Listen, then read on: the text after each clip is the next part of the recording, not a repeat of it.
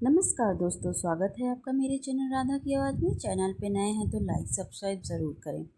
35 वर्षीय रजनी ने तैयार होकर जैसे ही आईना देखा कि पीछे से छोटी भाभी ने ताना मारा, आज तो आईने की खैर नहीं, और साथ ही तीनों भाभियों का समवेत ठहाका गूंज उठा।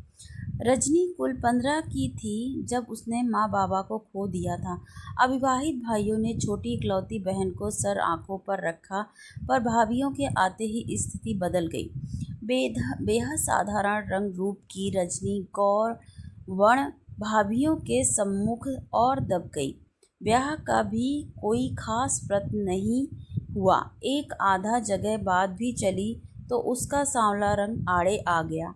ऊपर से भाइयों की आर्थिक स्थिति भी कोई दृढ़ नहीं थी, इसलिए एक प्राइवेट स्कूल में नौकरी करके वह अपना जेब खर्च निकाल लेती थी और घर के काम में भी उनका हाथ बटाती थी, दायित्व निभाती थी। फिर भी भाभियों के सर के बोझ के साथ उनके तानों और उपहास का भी पात्र थी।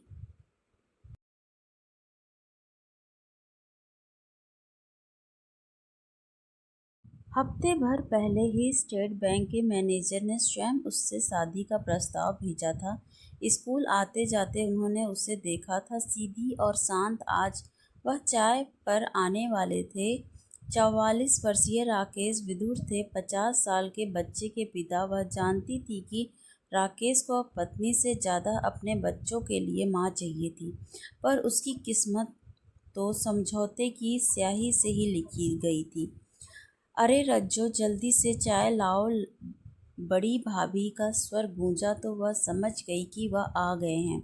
यह क्या रज्जो, इतनी काली चाय? भाभी ने चाय पर नज़र पड़ते ही उसे टोक दिया।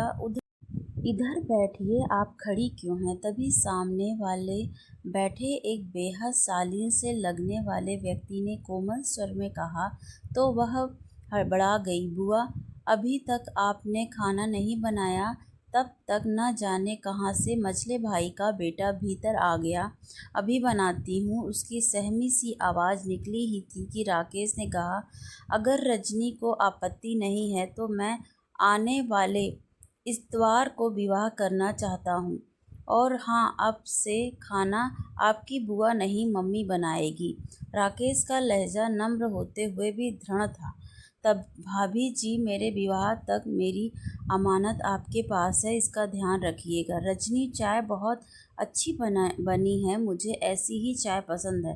राकेश ने उठते हुए सरसरी निगाह भाभियों पर डाली थी। अभी तक मझधार में गोते खाती कश्ती को जैसे पतवार मिल गई थी।